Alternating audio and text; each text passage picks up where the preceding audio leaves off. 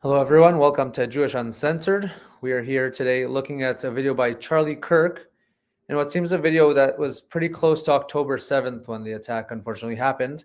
And here he's at a university campus taking a kid to town and dragging him to the streets. Let's see what he has to say. This kid just takes himself down quite the rabbit hole. I'm a proud member of the Young Democratic Socialists of America on campus. I'm expecting booze from that. I don't mind. No, you're around conservatives, so. Also, for the record, not that it matters, but if I were to host an event on campus, I'd be more than happy to have people disagree with me to come first. Unfortunately, I do not get to host events. I wish. First off, I wanted to just make a small factual correction to something that you said, which is about the 130 migrants on the terror list that have crossed the border. The actual number is 160, and those were numbers that had been stopped at the border, meaning they were prevented from entering, which means that these people were stopped during the Biden administration. Right. So you're not exactly strengthening your argument. It's actually higher, thank you. And so how many gotaways have there been at the border this year? Say that again, sorry? Gotaways, people that weren't tracked that we don't know that came into the interior? Unfortunately, that's kind of hard to track, as you said. However, that's actually, I just wanted to... Yeah, it's about 500,000 minimum. Wow, okay. Yeah, I just wanted to give you that number, though, just so that you're aware. But that's actually not my question. My point, I guess. My point was about Palestine. You mentioned... What country Palestine. Is that? Oh, okay, where is that? In the Middle East. Wait, is it in Judea and Samaria? I'm sorry, say that again. I can't hear you. What country are you talking about? Palestine. It exists? Yes. Oh. In fact, it existed before current Israel. Oh, really? Yes. According to who? According to history books. Oh, okay. So wait, you mean Judea and Samaria, the rightful homeland of the Jews that they call the West Bank and they're currently occupying? If you're going by religion, sure. I personally don't go by religion. Oh, what do you go by then? Where the Arabs want to occupy? Logic. Oh, and really? History. So whose is Gaza? Gaza is a location. I'm sorry, I'm getting a call, and I don't want that to interfere in the mic. Gaza's location within Palestine. But I'd like to go on to my point, if you will. Currently, Israel is actually being labeled by international human rights organizations such as Amnesty International as an apartheid state because they are attacking many people from within Palestine, and they have been the land has been stolen from Palestine. Not to say that the people in Israel do not deserve their own land. I am a believer in a two-state solution. I want to make that clear. And I also want to make clear that I do not agree with the recent incidents because there is no excuse for harming civilians. However, I do want to make You're morally clear on that. Good. Thank you. I do want to make clear that also Israel has captured more than 228 Palestinian children in which they held in containment. And of these, 86% were beaten. Oh, and these were, by the way, the 220 is only those that were able to be surveyed. So they were recovered. The 86% of those were beaten in detention, 69% were strip searched, and 42% were injured at the point of arrest. Additionally, I would like to add, due to your claim about dictators, that Benjamin Netanyahu has been in power since 2009, and he also held in power from 1996 to 1999. So you can argue that there's actually a moment when he wasn't prime minister. That's why I said Naftali Bennett was actually, and he's duly elected. When was the last time Abbas won an election? Say that again? When was the last time Mahmoud Abbas won an election? That I do currently not have. Yeah, 8 years. They don't hold elections because they're under a dictatorship. I'm just curious because I want to try to find some clarity more than agreement because we're not going to find agreement. If Israel stopped fighting, what would happen? If they laid down all their guns tomorrow, what would happen? Personally, I can't say. I'm not in charge of any of the leadership. Yes, so all the Jews would be killed. If Hamas it's laid not down... about Judaism, though. If Israel's actually the ones that have taken Palestine's land. Okay, and are again, killing people I'm just in trying to find some moral clarity. If Hamas laid down all of their weapons, what would we have? There would be no more Palestine. Peace is what we would have. No, that's... We would have peace. Excuse my language, but that's bullshit. And you okay, so let me ask this. Why did Israel give Gaza back to the Arab Muslims? For peace. Why did they give the Sinai to Egypt? Gaza? For why peace. Did they throw missiles over there? No, hold on a second. Why did they give the Sinai to Egypt? For peace.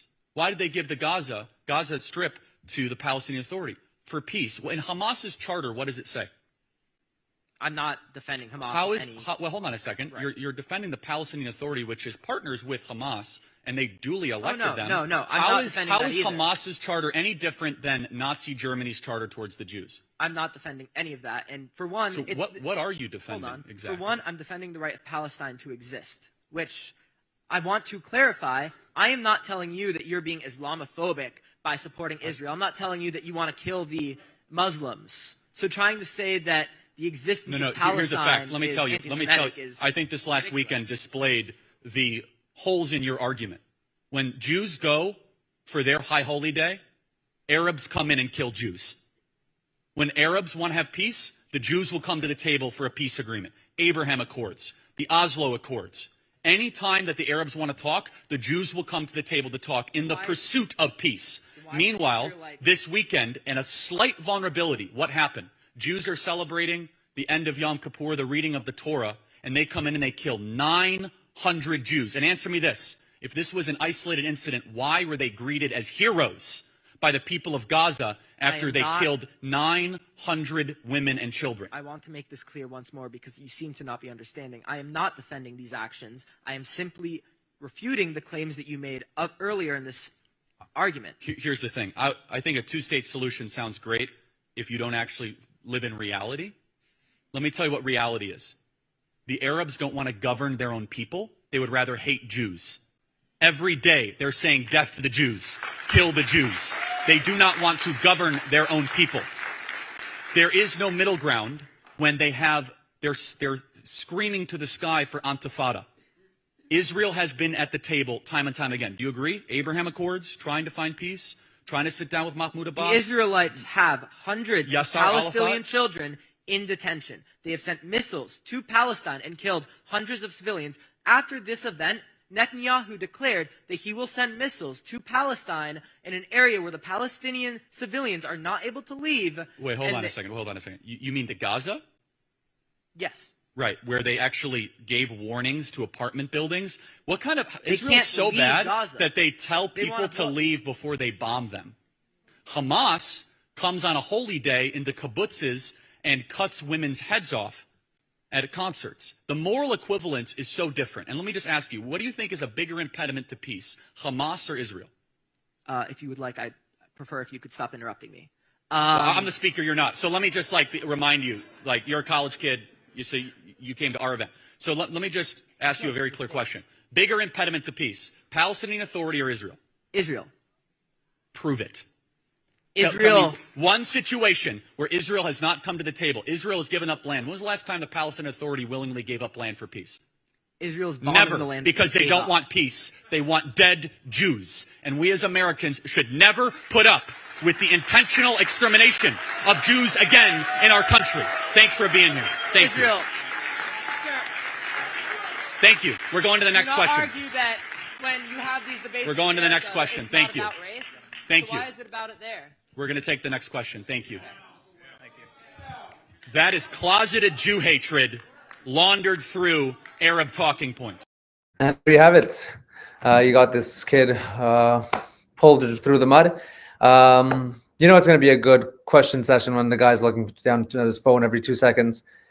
I wouldn't go so far as calling this guy an anti-Semite. I think, just to quote one of my favorite YouTube comedians, he is Delulu Pro Max. He's, unfortunately seems to have swallowed every form of anti-Israel rhetoric that the Arab nations, the UN, have thrown at Israel.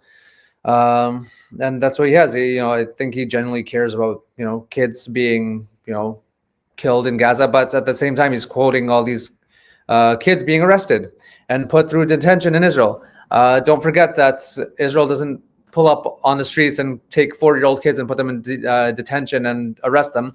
You're most likely looking at juvenile Palestinians who are either throwing Molotov cocktails, looking to actively harm either civilians or Israeli soldiers. There's obviously legal grounds for those arrests being made. And, unfortunately, this kid has likely swallowed up the lies that have been reverberating through the Arab world throughout the past few decades. And that's, I think, what's really unique about the Jewish people is that when we make a mistake, and Am Yisrael and the nation of Israel, when we make a mistake, when if you've been following the war, and Israel hasn't made a few mistakes here and there, even causing casualties to our own army. Israel is the first one to say, we made a mistake. It's our fault. They won't try and cover it up, as we saw with the Hamas bombing one of the Gaza hospitals. They immediately blame Israel. I think honesty is something that's really strong within Israel. And I think that's something that Hamas and all the Palestinian actors really lack. So, that's what we have on the ground. And you have millions of voices sort of cycling this garbage back and forth, where our voices, who are trying our best to tell the truth, are being silenced. So there you have it. That was Charlie Kirk taking him through the streets, pulling him through the mud. You're here on Jewish Uncensored. Please don't forget to like and subscribe. And if you'd like to see more content, please let us know in the comments what you'd like to see next, or feel free to share with us any videos that you feel would be relevant to our mission to bring Israel to the front lines in the news and to the headlines. Have a good week.